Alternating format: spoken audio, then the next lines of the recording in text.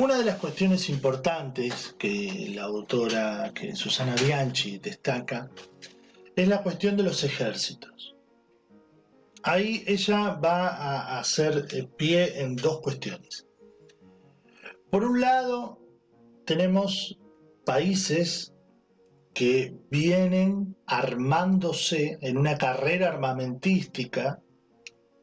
Estamos hablando para 1914, 30, 40 años atrás, vienen armándose y preparándose con ejércitos avanzados, con avances tecnológicos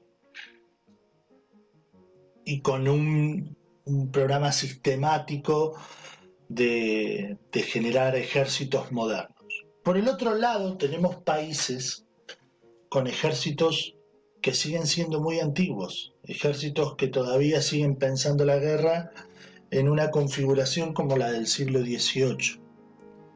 Eso, por supuesto, la autora dice que va a ser un caldo de cultivo fundamental para la violencia que está rondando Europa a principios del siglo XX.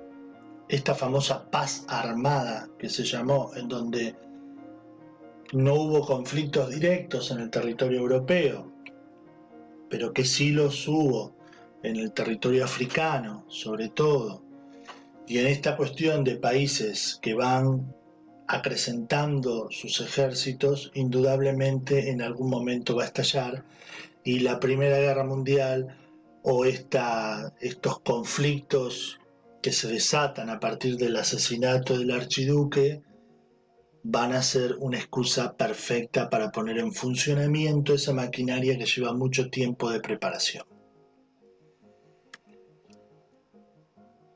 La autora también habla de la movilización de las masas. Aparece este concepto, no el concepto de masa, el concepto de personas que tienen una mayor participación política, que consumen medios de comunicación, que participan de la vida institucional, de los partidos políticos, y que a su vez se los toma como un todo, ¿no?, en cada país que se puede manipular. Eso va a tener un doble juego.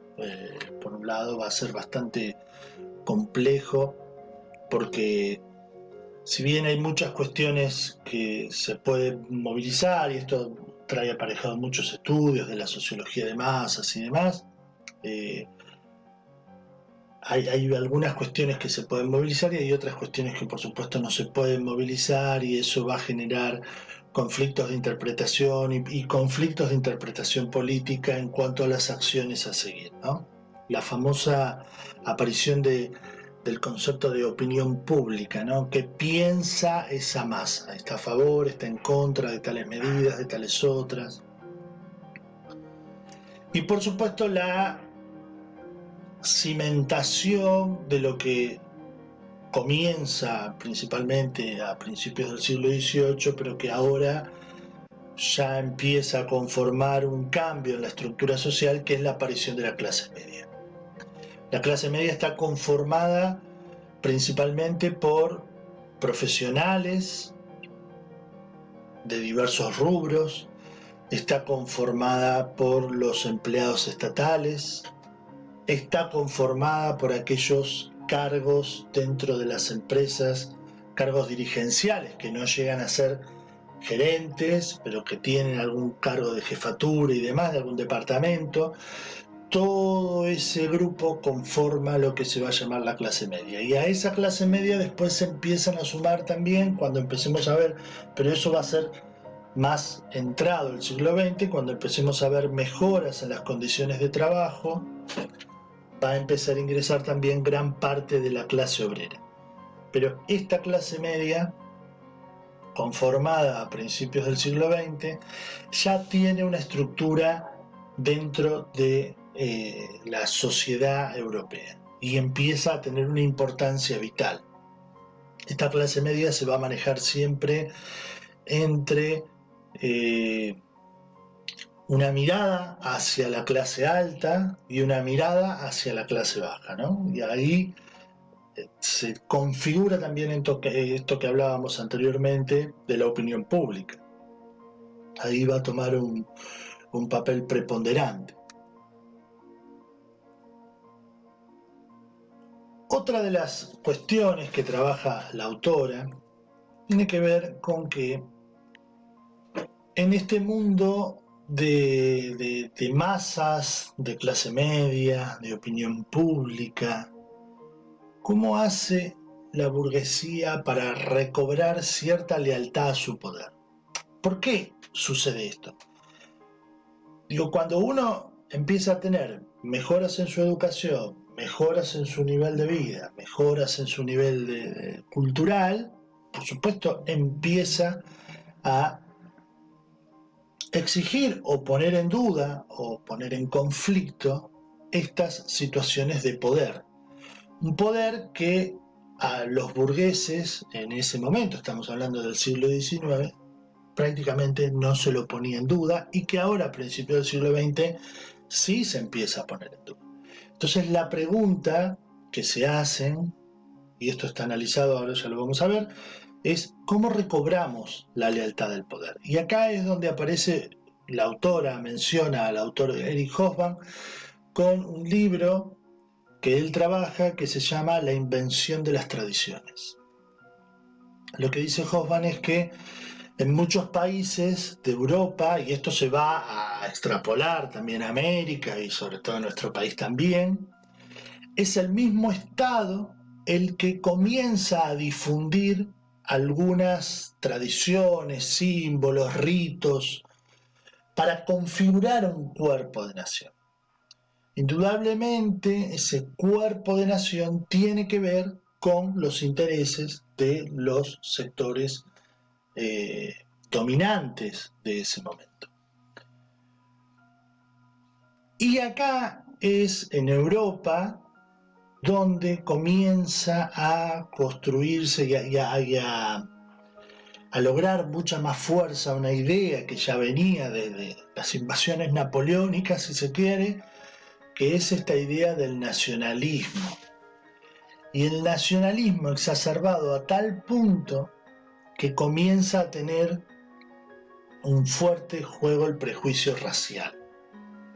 Que vamos a ver una parte de esto, de qué sucede con esto en la Primera Guerra Mundial, pero que lo vamos a ver principalmente en la Segunda Guerra Mundial. Pero no nos adelantemos. Lo que dice Hobsbawm es que los mismos sectores de poder que empiezan a ver dinamitado sus lealtades generan estas tradiciones, estos ritos para que volver a embanderar, si se quiere, a la masa, para que de alguna forma sigan avalando algunas relaciones de poder tal cual como se venían dando por lo menos desde mediados del siglo XIX. Y acá aparece fuertemente en toda Europa la cuestión del antisemitismo. Esta es una caricatura en realidad de Estados Unidos, ¿no? No es de Europa, pero está en consonancia con lo que está sucediendo. ¿Por qué? Porque también es todo lo malo que sucede en el capitalismo de la segunda mitad del siglo XIX, todos los abusos, todos los errores financieros, los errores económicos, siempre se va a utilizar al judaísmo como un lugar en donde cargar esas culpas. Y de alguna forma, si yo cargo las culpas sobre alguien, en este caso el judaísmo, lo que hago es limpiar a quienes verdaderamente están cometiendo los errores. Esto indudablemente en un ámbito en donde los países se están unificando, en donde hay un crecimiento y una carrera armamentística, esto se transforma en nacionalismo y xenofobia. Y esto es uno de los elementos que más preocupan a la autora de este texto y ocupan. Por el otro lado, la burguesía esperaba que a principios del siglo XX vuelvo a repetir, ¿no? Superpoblación, aparición de la clase media, conflictos en las lealtades de poder. La burguesía esperaba que suceda un cataclismo. Que espere que suceda un cataclismo no significa que quiera que suceda un cataclismo, ¿no? Eso, digo, vamos a dejarlo en claro, pero esperaba que suceda un cataclismo. O una guerra o una revolución. Lo que sucedió fue una guerra, que después en el medio se le va a meter la revolución rusa, pero eso va a ser posterior.